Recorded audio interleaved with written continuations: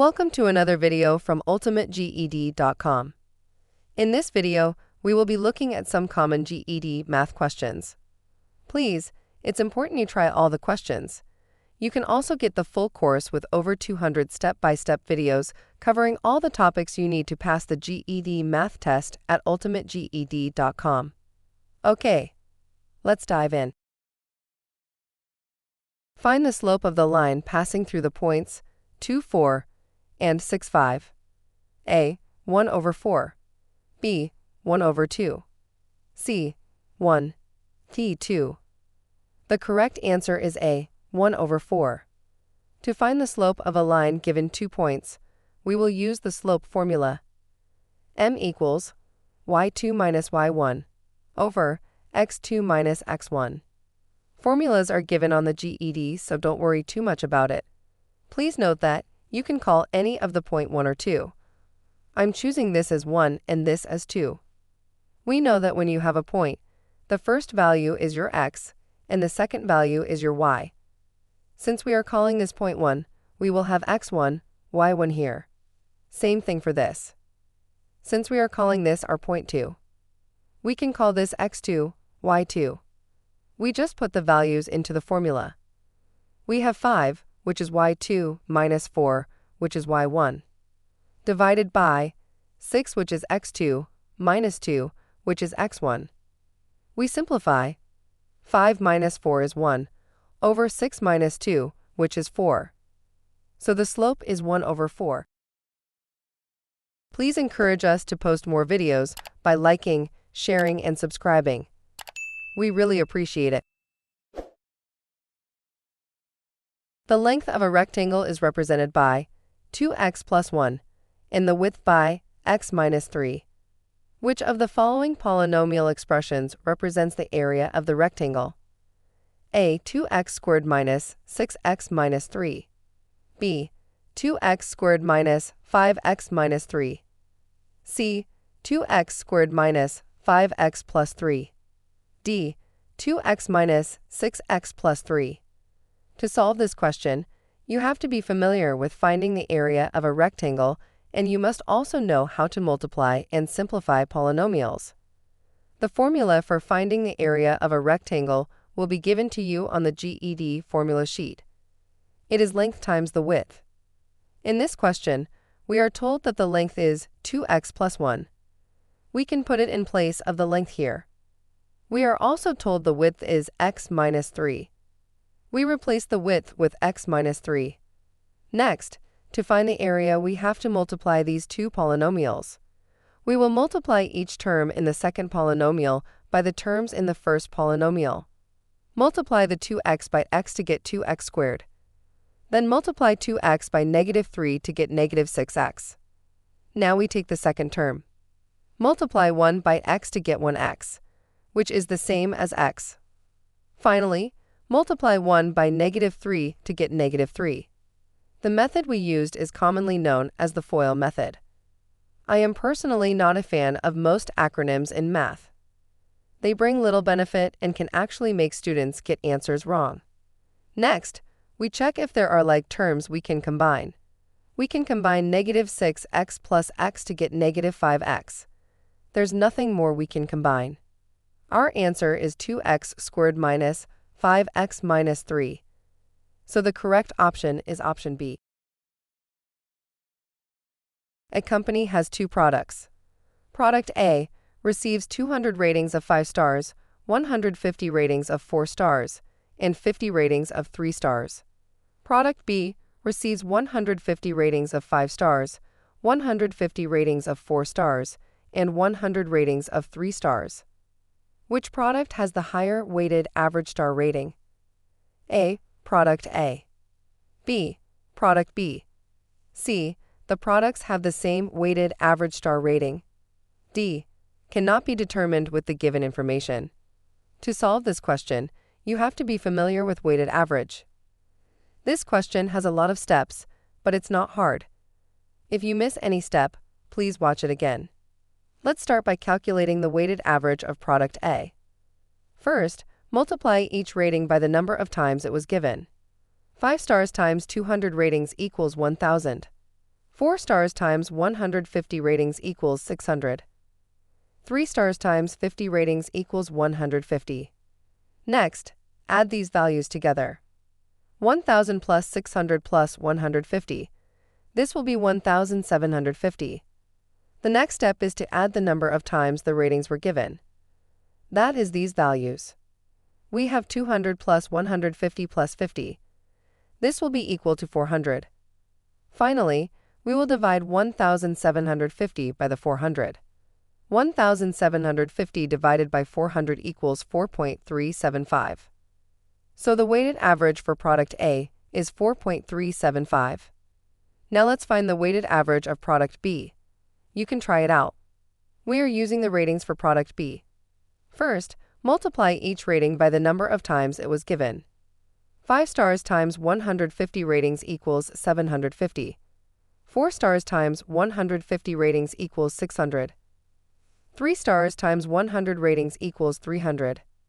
Next, add these values together. 750 plus 600 plus 300. This equals 1650. The next step is to add the number of times the ratings were given. That is these values. We have 150 plus 150 plus 100. This will be equal to 400. Finally, we will divide the 1650 by the 400. This is 4.125. So the weighted average for product B is 4.125. Comparing the two weighted average ratings, we can see that product A has the higher ratings because 4.375 is higher than 4.125. The correct answer is therefore A. The solution has a lot of steps, but all we actually did was multiplication, addition, and division. Please ask a question in the comment section if you didn't understand anything. Add the polynomials 5x exponent 4 minus 3x cubed plus x plus 7 and negative 2x exponent 4 plus 4x cubed minus x squared plus x minus 8. A. 3x exponent 4 plus x cubed minus x squared plus 2x minus 1. B. 3x exponent 4 plus x cubed minus x squared plus 2x plus 1. C. 3x exponent 4 plus x cubed minus x squared plus x minus 1. D. 3x exponent 4 plus x cubed plus x squared plus x plus 7. You can only add like terms in polynomials. Like terms have the same variable and exponent. I will quickly write all their different terms I see.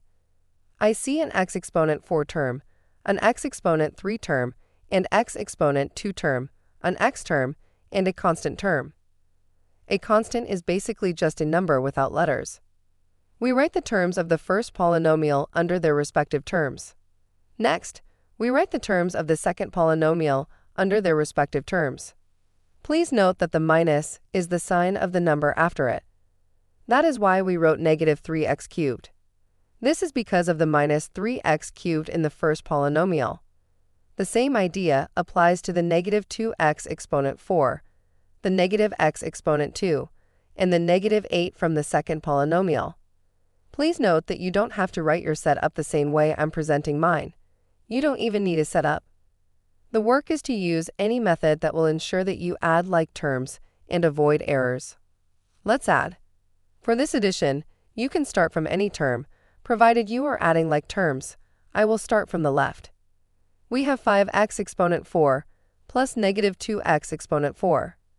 5 plus negative 2 is 3. So we have 3x exponent 4. Next, we work on the x cubed term. Negative 3x cubed plus 4x cubed. This will give us 1x cubed, which is the same as x cubed. We work on the x squared term. There's only negative x squared. Nothing to add it to, so we have negative x squared. We work on the x terms.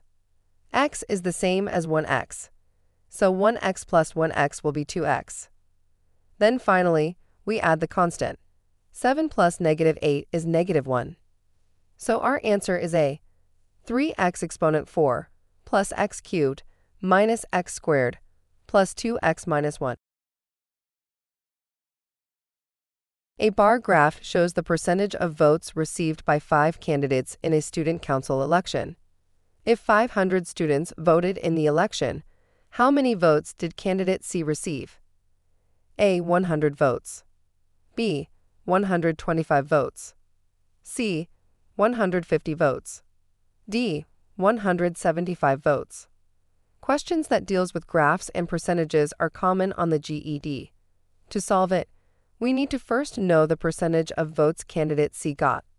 From the graph, we can see that candidate C got 25% of the vote.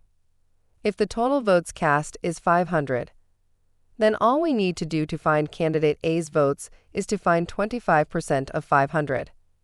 25% is the same as 25 over 100. Of in mathematics means multiplication. So we have 25 over 100 times 500. We compute this on the calculator to get 125. So the correct answer is B, 125 votes. A pie chart shows the budget allocation for a small project. If the total budget for the project is $10,000, what is the difference in allocation between materials and labor? A. $500. B. $1,000. C. $1,500. D. $2,000. This is a typical GED math pie chart question. There are 2 easy ways to solve it. I will solve it by first finding the difference in the percentages. Materials is 40% and labor is 30%. 40 minus 30 is 10. So the difference is 10%. Now, to find the amount, we do exactly the same thing we did in the previous question. The total is 10,000. We have 10% of 10,000. This 10 over 100 times 10,000. This will give us 1,000. So the correct answer is B, 1,000.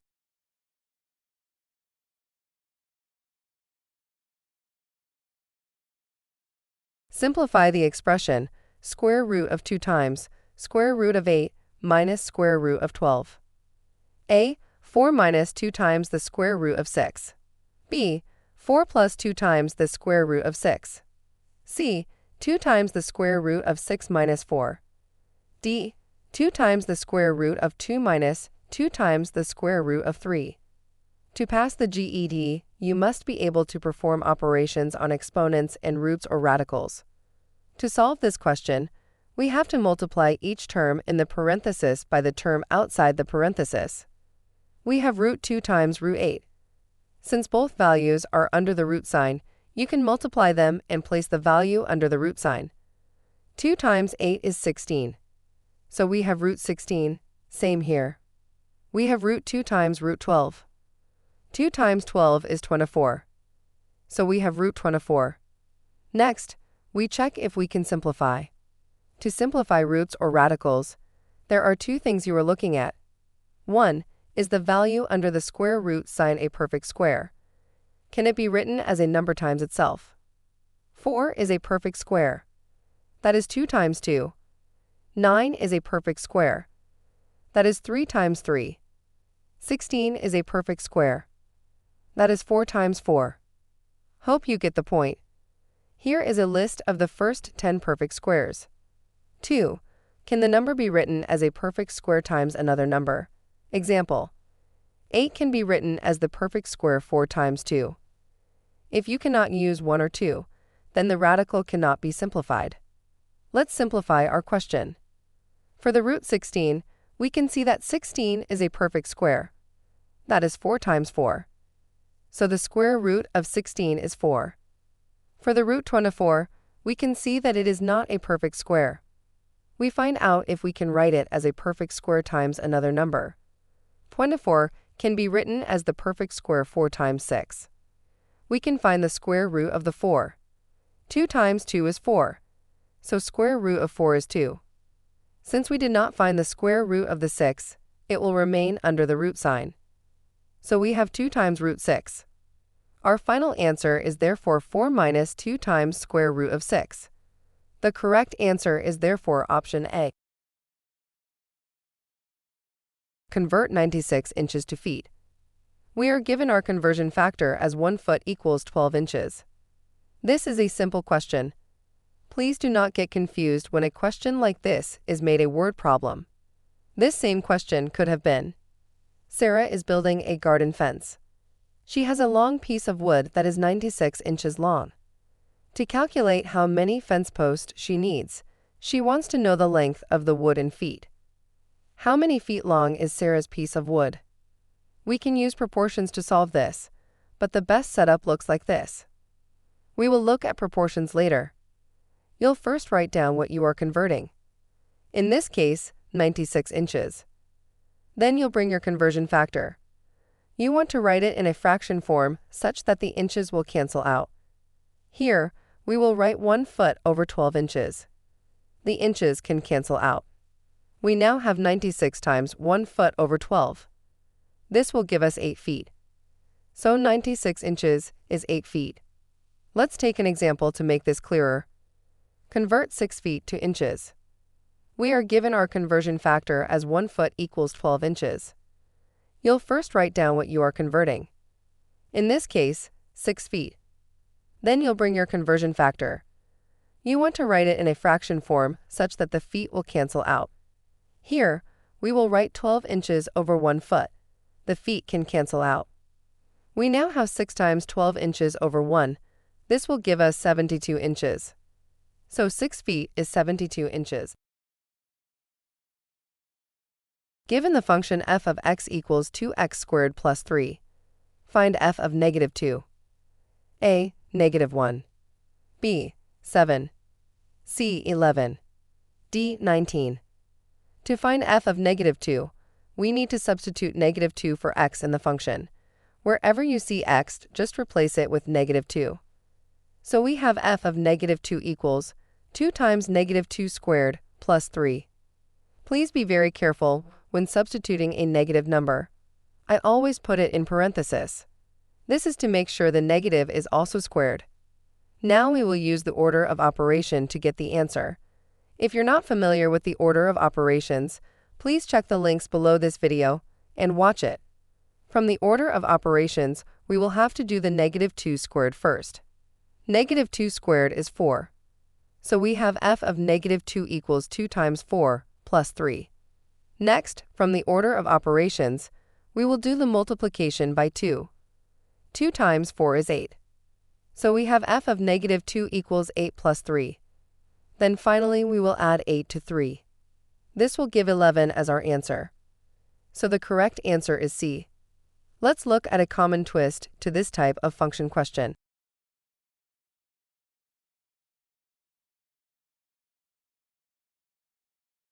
Given the function f of x equals 2x squared plus 3, find x when f of x is 11.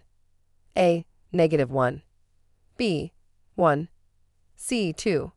D, 3. This is basically the same question. Here, you are rather given the f of x value. A lot of students assume this is the x value. So here, we will replace the f of x with 11. We have 11 equals 2x squared plus 3. Now we will solve for x. Please, if you're not familiar with solving equations, check the links in the description and watch the video. It's extremely important you master how to solve equations. We want to get the x by itself. We will first subtract 3 from both sides. The 3 will cancel out. 11 minus 3 is 8. So we have 8 equals 2x squared. Next, we will divide both sides by 2. The 2 will cancel out. 8 divided by 2 is 4. We have 4 equals x squared. Finally, to get the x by itself, we will find the square root of both sides. The squared root will cancel the squared. Square root of 4 is 2. In a lower level math class, you can say that x equals 2 and you are done. In actual sense, squared root of 4 can be negative 2 or 2. This is because negative 2 times negative 2 is 4. Also, 2 times 2 is 4. So x equals 2 or x equals negative 2 are possible answers. The correct answer is therefore C.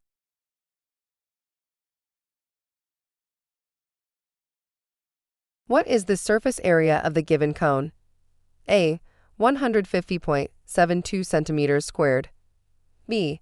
250.32 centimeters squared. C. 301.44 centimeters squared. D. 360.56 centimeters squared. To determine the total surface area of the cone, we'll use the formula pi times radius squared plus pi times radius times slant height. This formula will be given to you on the GED, so no need to memorize. From the figure, our radius is 6 centimeters and slant height is 10 centimeters. Please be careful about the slant height. You are sometimes given the vertical height, not the slant height. We plug these values into our formula. We calculate pi times 6 squared plus pi times 6 times 10. Pi is 3.14. 6 squared is 36, and 6 times 10 is 60. So we have 3.14 times 36 plus 3.14 times 60. We work this on the calculator to get 113.04 plus 188.4. Summing these up, the total surface area becomes 301.44 square centimeters. Hence, the correct answer is C, 301.44 square centimeters. The following graph represents the score range of students in a math class. How many students are in the class? A. 12. B. 14. C. 15. D. 17. Being able to read and interpret graphs is a must on the GED. Here, the x-axis represents the score range and the y-axis represents the number of students whose score are within that range. From the graph, you'll notice that there are 3 students whose score ranged from 61 to 70. From the graph, there are 5 students whose score ranged from 71 to 80. From the graph, there are 4 students whose score ranged from 81 to 90. From the graph, there are 2 students whose score ranged from 91 to 100. We add these to get the number of students. 3 plus 5 plus 4 plus 2 equals 14. Therefore, there are 14 students in the class. So the correct answer is B.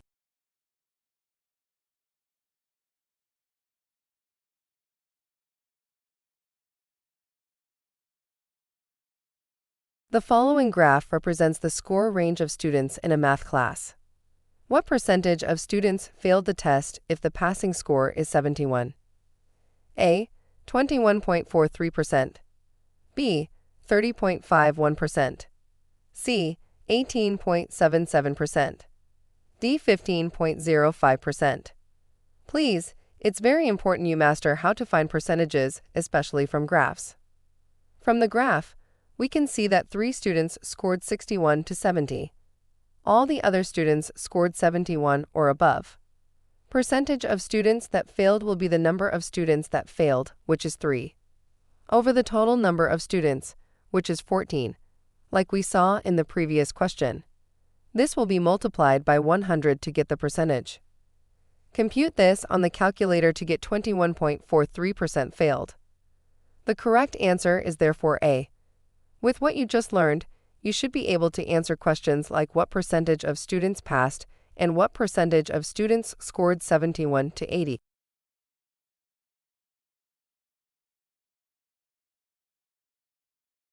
The following graph represents the score range of students in a math class. How many students scored exactly 95? A. 2. B. 14. C. 5. D. Not enough information to solve. This is a trick question. Most students assume that the answer is 2 students. Since the 95 is within this range 91 to 100. This is wrong. A range doesn't tell you the exact values within the range. So the 2 students who scored between 91 and 100 could have scored 92 and 92, or 95 and 98, or 100 and 100. There's not enough data or information to answer the question. Therefore, the correct answer is D. Please watch out for a little trick question like this. Pay extra attention to your graphs.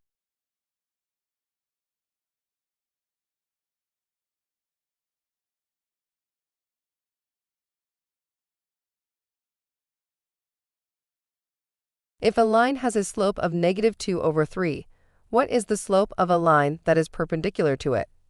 A. -3/2. B. 2/3. C. -2/3. D. 3/2. The correct answer is D. 3/2. When two lines are perpendicular to each other, their slopes are negative reciprocals of each other. Reciprocal here simply means flipping the numerator and denominator of the number. So 2/3 will be 3/2. The negative will simply change the sign. So here, since this is -2/3, we will have positive 3/2. We basically flipped the numbers and changed the sign. There's no need to write plus in front of a number, so the answer is D, 3/2. Please check out ultimateged.com for more twists to questions like this.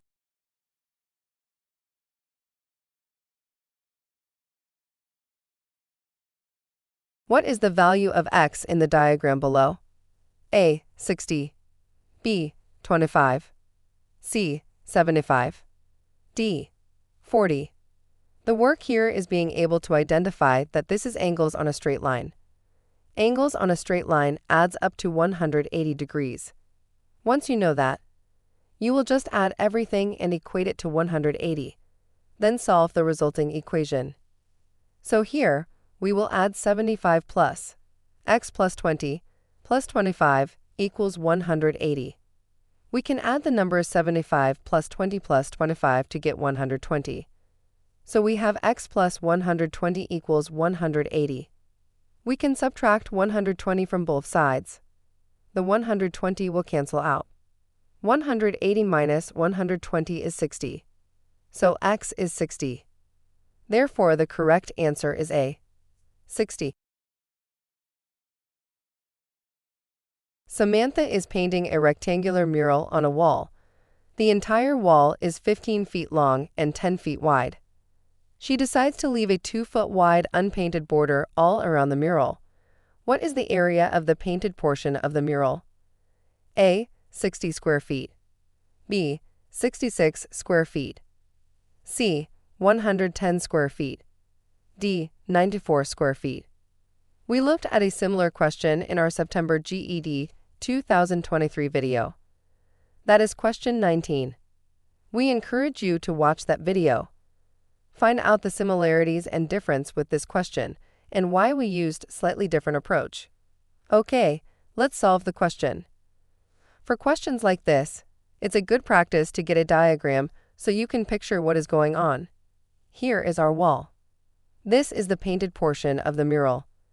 That's the area we are finding. We have been given the dimensions of the wall as 15 feet long and 10 feet wide. We are told she left 2 feet around the mural. Area of a rectangle is its length times width. This formula will be given to you on the GED. We know the length of the wall is 15 feet. 2 feet has been subtracted from the left and 2 feet has been subtracted from the right. So the length of the mural will be 15 minus 4, which is 11 feet. The width of the mural is similar. The width of the wall is 10 feet. We subtract 2 feet from the top and 2 feet from the bottom. So we have the width to be 10 minus 4, which is 6 feet. Now that we know the dimensions of the mural, we can find the area. We have area of the mural equals 11 times 6. This is 66. So the area of the painted portion of the mural is B, 66 square feet. What is the slope of the line represented by the equation y equals -3x plus 2? A, -3. B, 3. C, -2. D, 2. The correct answer is A, -3. This is one of the easiest slope question you'll find on the GED. The equation given is in the slope-intercept form. This is y equals mx plus b. In this form, the coefficient of the x is your slope. Basically, the number with the x is your slope. Since we have -3x, -3 will be our slope. Let's look at a similar question to this, but one that will require a little more. What is the slope of the line represented by the equation 2y equals 3x plus 6? A, 2/3. B, negative 2 over 3. C, 3 over 2. D, negative 3 over 2. The correct answer is C, 3 over 2. This is similar to the previous question, but you have to be careful. This equation is not in the slope-intercept form. For it to be in the slope-intercept form, we want the y to be by itself. We can achieve that by dividing through by 2. The 2 will cancel out. 6 over 2 is 3. So we have y equals 3 over 2x plus 3. Now this is in the slope-intercept form of the equation of a line. Y equals mx plus b. We said in this form, the number with the x is our slope. So our slope is 3 over 2. Which of the graphs is a possible representation of the function y equals negative 3x plus 4? Here, there are no values on the graphs, so nothing to calculate. Option A and B are obviously wrong answers because they are parabolas or the graph of a quadratic function. For it to be option A or option B, the function must have x exponent 2. Both option C and option D are linear function. The slope of C is going up, so it's a positive slope. The slope of D is going down, so it's a negative slope. Now looking at the function, we see that it's in the form y equals mx plus b. We said in this form the m, or what is with the x, is the slope. Here the slope is negative 3. Since the slope is negative, the answer will be choice D.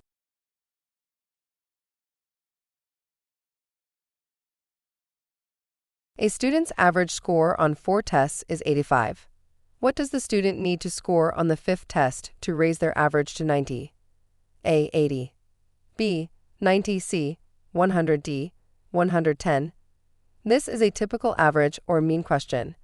The average score is the total score over the number of tests taken. For the 4 test, we have been given the average as 85. The number of tests taken is 4. We can find the total score. Multiply both sides by 4. The 4 will cancel out. 4 times 85 is 340. So the total score for the 4 tests is 340. Average of the 5 tests is total scores of all 5 tests divided by the number of tests taken. We know the total for 4 of the test, which is 340.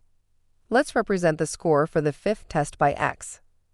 So the average of the tests, which has been given as 90, will be equal to the sum of the 4 tests, which is 340, plus the 5th test, which is x, divided by the number of tests taken, which we know is 5. Now we solve for x to know the score of the 5th test. Multiply both sides by the denominator, which is 5. 5 will cancel 5, leaving 340 plus x. When we multiply 90 by 5, we will get 450. To find x, we need to subtract 340 from both sides. When we subtract 340 from 340 plus x, negative 340 will cancel 340, leaving x. Again, when we subtract 340 from 450, we will get 110. Therefore, the student need to score 110 in the 5th test to raise the average to 90. So the correct answer is D.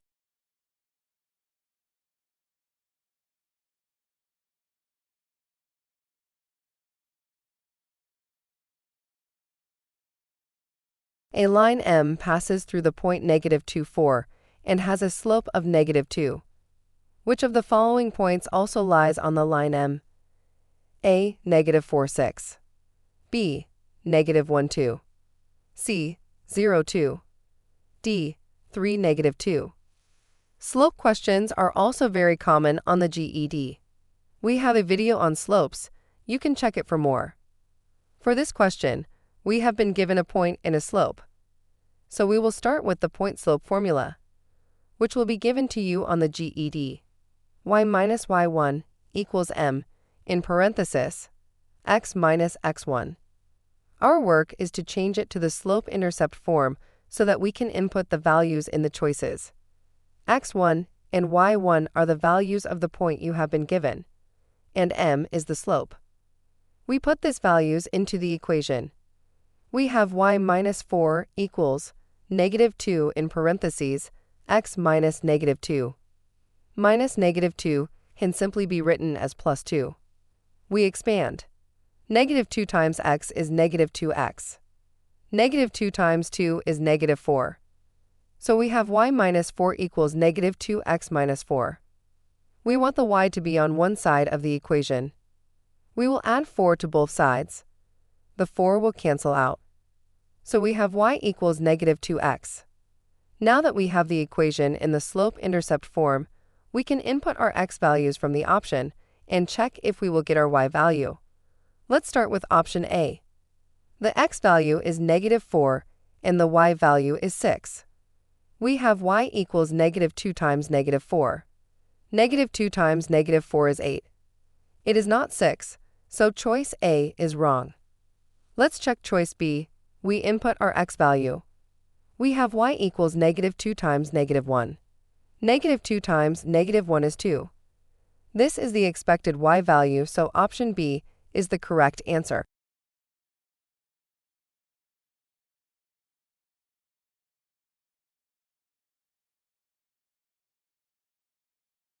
Question 13. What function represents the information in the table? A. F of x equals 2x plus 1. B. F of x equals x minus 3. C. F of x equals x plus 3. D. F of x equals 3x minus 3. Here, the best way is to solve it from the answers. We input the x values into the various functions and see if we will get our f of x values. For teaching purpose, we are going through everything. You don't have to on the test. You can accurately eyeball and eliminate obvious wrong choices. Since it's easy to work with 0, I'll try that first so I can narrow the possible answers. Replace x with 0 for choice A. 2 times 0 plus 1 equals 1. It was supposed to be negative 3, so choice A is definitely wrong. Replace x in choice B with 0. 0 minus 3 equals negative 3, so choice B is a possible answer. Now replace x with 1 in choice B to confirm. 1 minus 3 equals negative 2. It was supposed to be 0, so choice B is wrong. Replace x in choice C with 0. 0 plus 3 equals 3. It was supposed to be negative 3, so choice C is wrong. So since choice A to C are wrong, it means choice D will be the answer. Let's confirm. Let's replace x with 0. We have 3 times 0 minus 3 equals negative 3 as expected. We try 1. We have 3 times 1 minus 3 equals 0 as expected. Then we try 2. We have 3 times 2 minus 3 equals 3 as expected. So D is definitely the answer.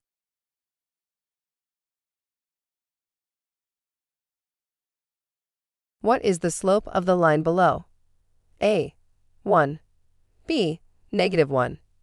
C. Negative 2. D. 2. The correct answer is B. Negative 1. The slope of a line is the change in y over the change in x. We know that the change in y simply means how many points you are going up or down. If you are going up, then you have a positive change. If you are going down, then you have a negative change. The change in x simply means how many points you are going to the right or left. If you are going to the right, then you have a positive change. If you are going to the left, then you have a negative change. Let's look at our question. Our first step will be to choose any 2 points on the line. I am choosing these 2 points. Let's call it A and B. You can choose any 2 points on the line. However, it is important to choose points that will make your work easier. Choose points whose x and y values can be easily determined. Normally, points at the corners are best. Now to find the slope, all we are doing is moving from one point of the line to the other on the slope triangle. Let's move from B to A. We moved down 2 points. Notice moving down is negative. So we have negative 2 here. Then we will move to the right 2 points to get to A. Notice that moving to the right is positive. We have 2 here. Negative 2 over positive 2 is negative 1. So our slope is negative 1. Notice that our first movement is always change in y, that is moving up or down, then our second movement is change in x. That is moving left or right. There are other ways we could have moved to get the same results. Check our other GED videos for more.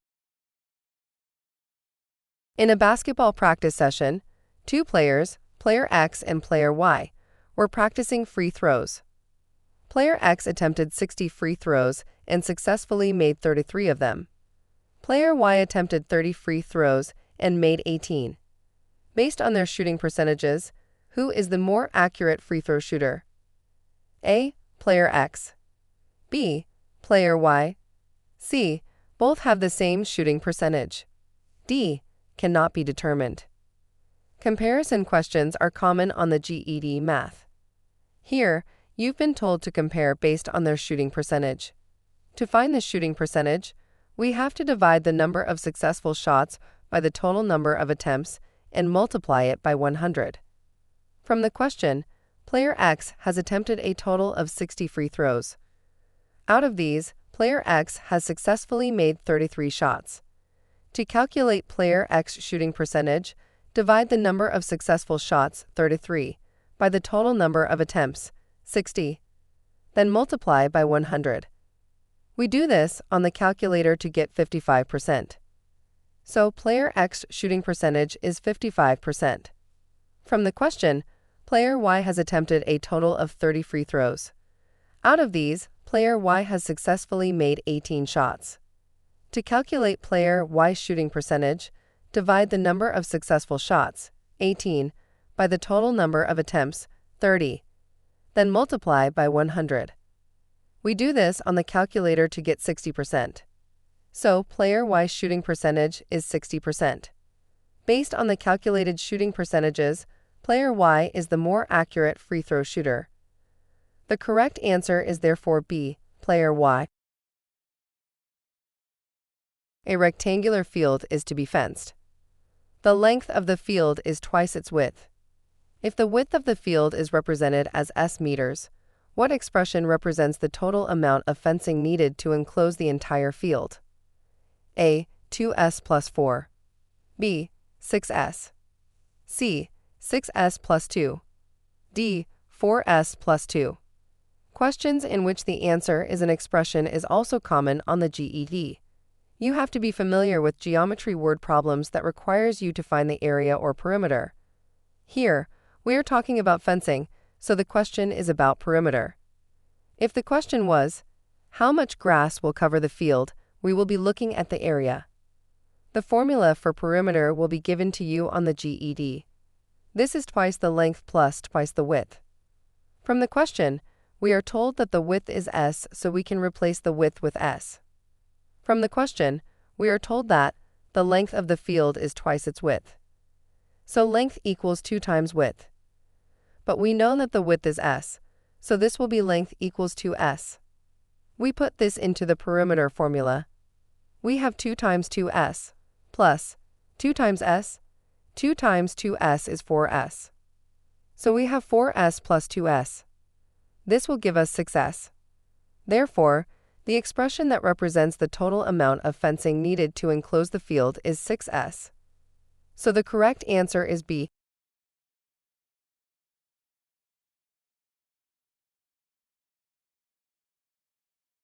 A spinner is divided into 8 equal sections, numbered from 1 through 8. If the spinner is spun, what is the probability of it landing on an even number? A. 1 over 4. B. 1 over 2. C. 3 over 4. D. 1 over 8. To pass the GED, you must be familiar with solving probability questions.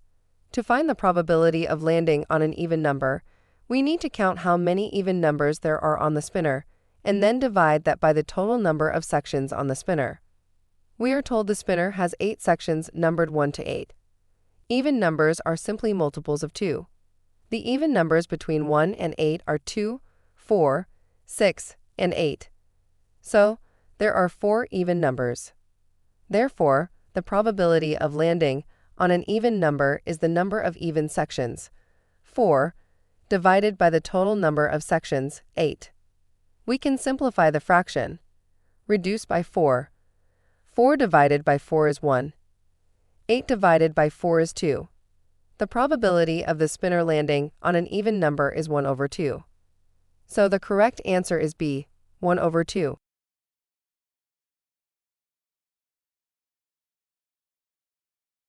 A cylindrical tank has a height of 10 meters and a diameter of 6 meters.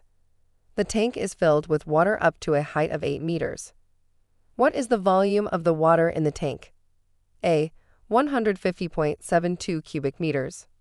B. 226.08 cubic meters. C. 282.60 cubic meters.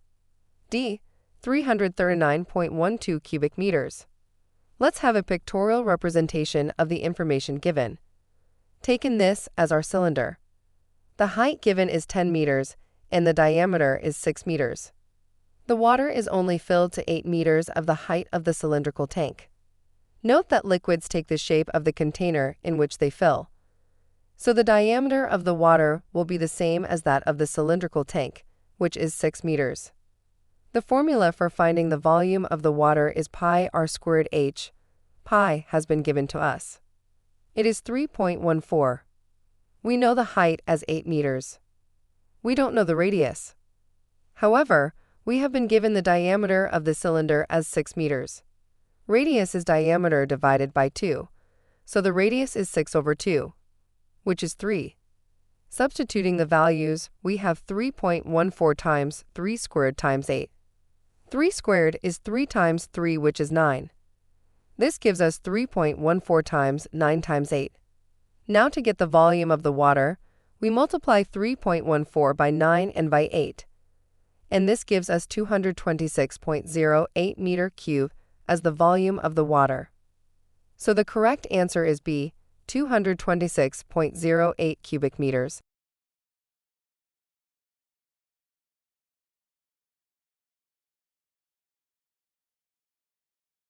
Simplify the absolute value of negative 20 plus 8.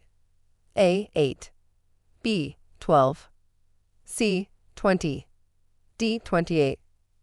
Please simplify the absolute value of the expression negative 20 plus 8. First, evaluate the expression inside the absolute value. Negative 20 plus 8 equals negative 12.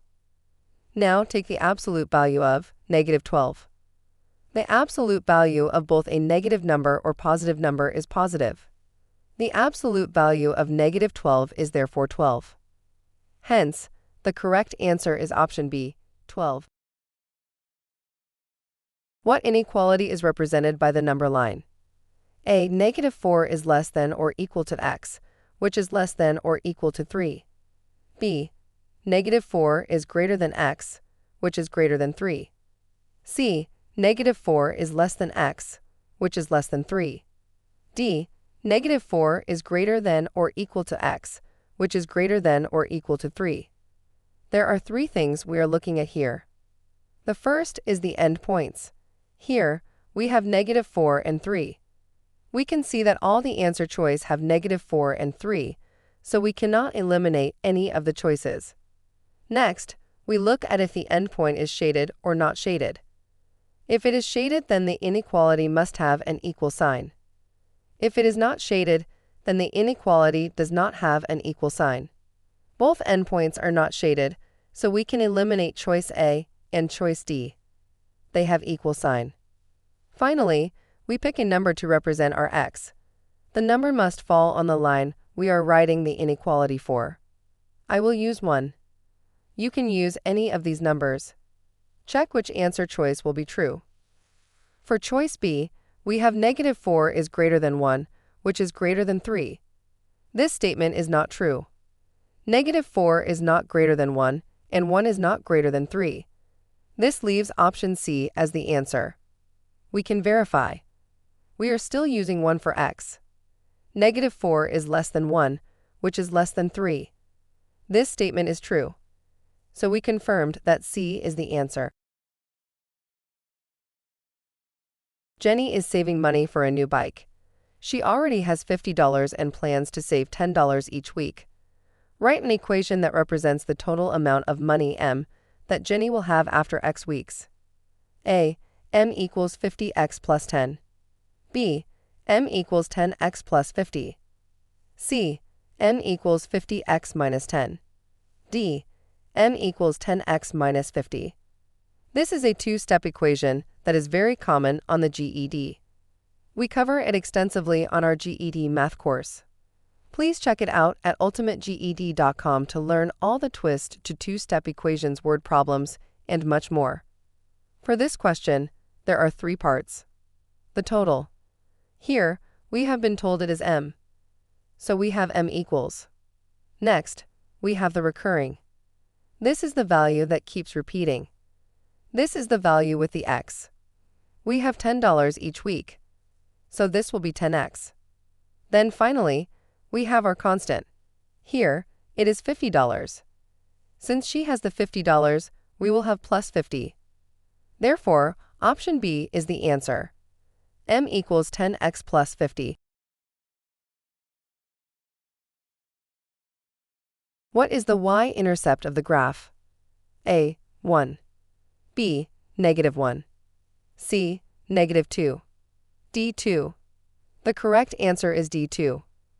The y-intercept is the point where the line meets the y-axis.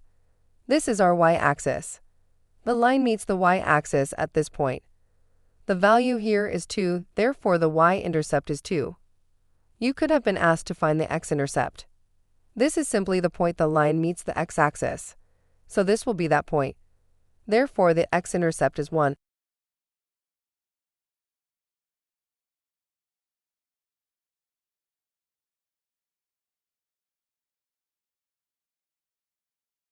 What value of x makes the function undefined?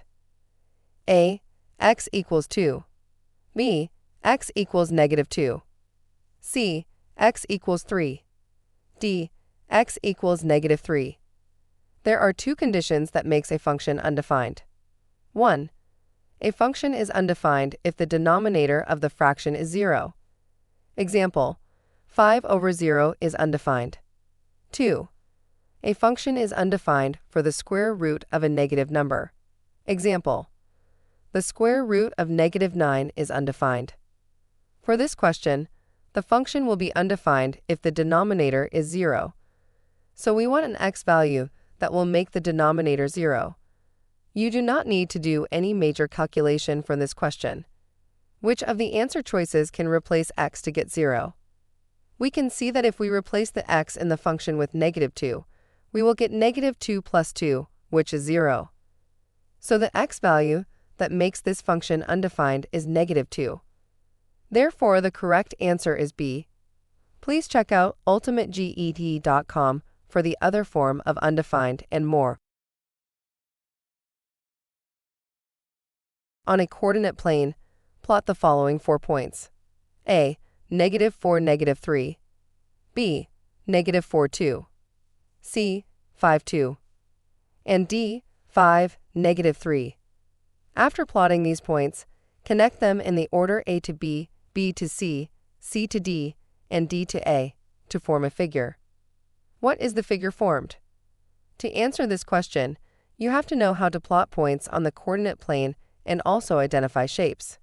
Let's start by plotting our points. We know that on a point notation, the first value is your x value, and the second value is your y value. So for A, -4, -3, the x value is -4 and the y value is -3. So this is our point. For B, -4, 2, the x value is -4 and the y value is 2. So this is our point. For C, 5, 2, the x value is 5 and the y value is 2. So this is our point. And for D, 5, -3, the x value is 5 and the y value is -3. So this is our point. We are told to connect the points in the order A to B, B to C, C to D, and D to A. After connecting the points, we will notice that opposite sides are parallel and equal, and the angles are at 90 degrees. So this is a rectangle.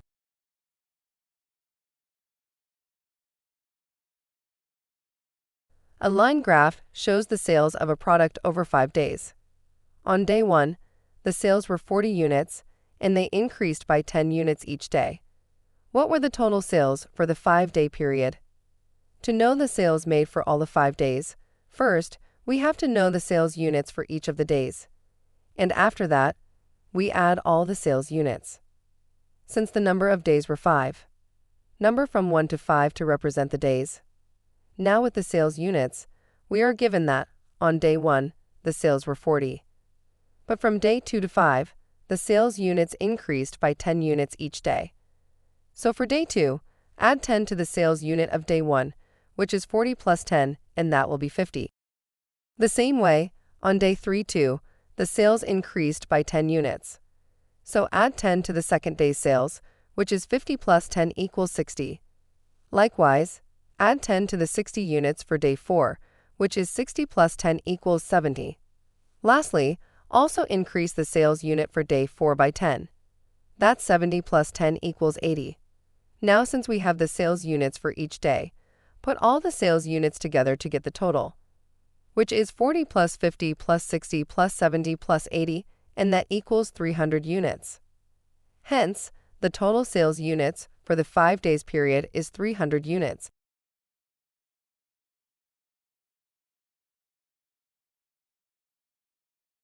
If Mary wants to make 36 cookies instead of 24 cookies according to her chocolate chip cookie recipe that requires 2 cups of flour and 1 cup of chocolate chips for the original yield, how much flour and how many cups of chocolate chips will she need for the increased yield?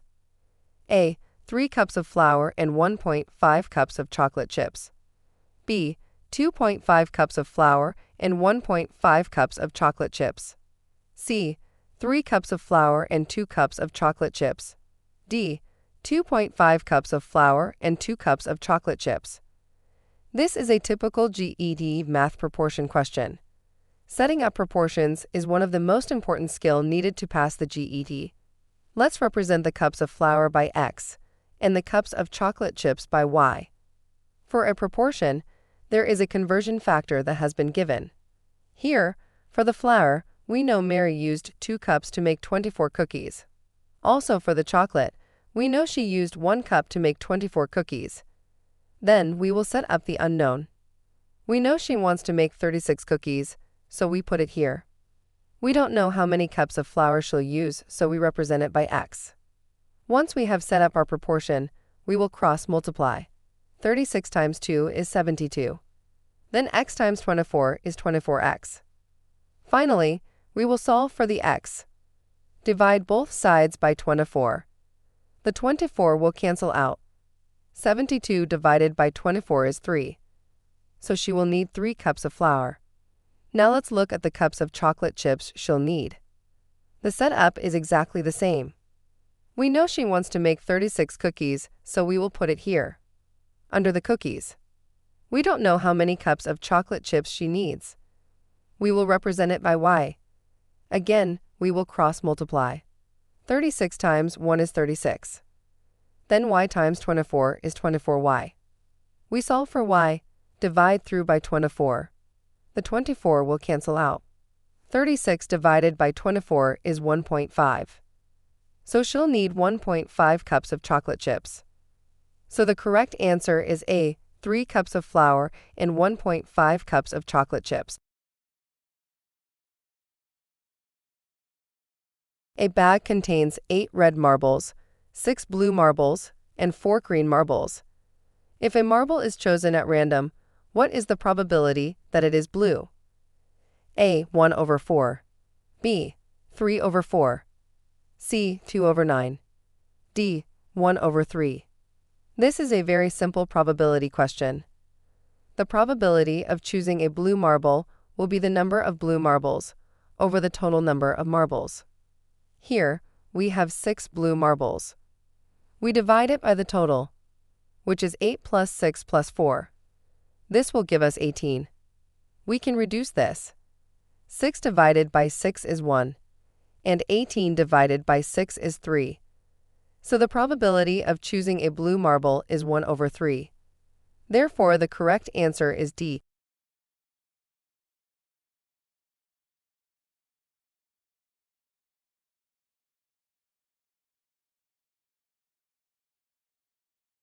The city park is planning to create a new flower bed with a shape like the diagram below. What will be the area of this new flower bed? A. 250 square feet. B. 300 square feet. C. 350 square feet. D. 400 square feet. To solve this question, the first thing you have to be able to do is identify the shape of the diagram. This is a trapezoid. The area of a trapezoid is equal to half the height, h, multiplied by the sum of the lengths of its two parallel bases, b1 and b2. The height is the perpendicular distance between the two bases. This formula will be given to you on the GED, so nothing to memorize. These are the parallel bases. Let's call this base 1 and this base 2. This is the height, h. Please be careful when identifying what values to use. That is where most students get answers wrong. Once you have identified your values, just plug them into the formula. From the order of operations, we will do the parenthesis first. Add 20 and 30 to get 50. Now we have half times 12 times 50. We multiply this to get 300. So the correct answer is B, 300 square feet.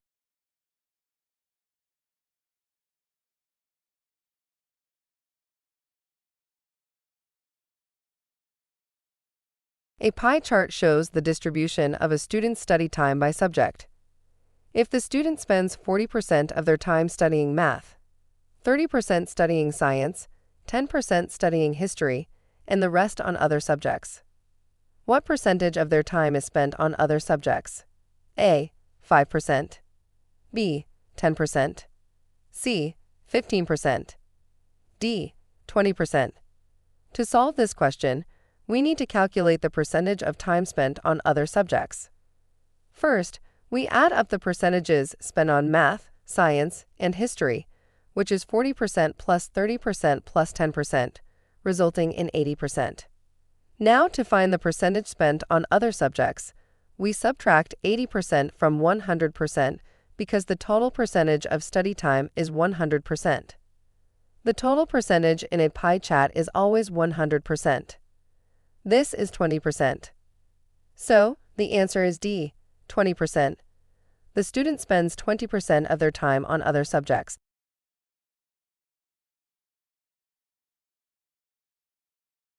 Write 87,344,000 in scientific notation.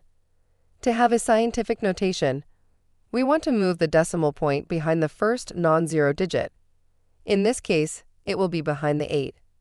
When you have a whole number or a number without a decimal point, the decimal point is behind. We have our decimal point here. So we will move this point 1, 2, 3, 4, 5, 6, 7 points to the left to get it behind the 8.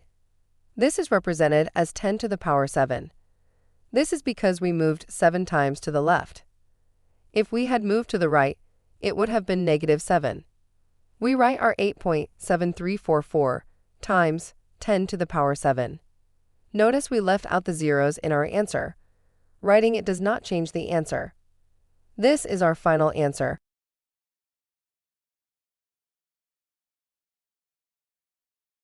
We will end this video here. Thanks for watching.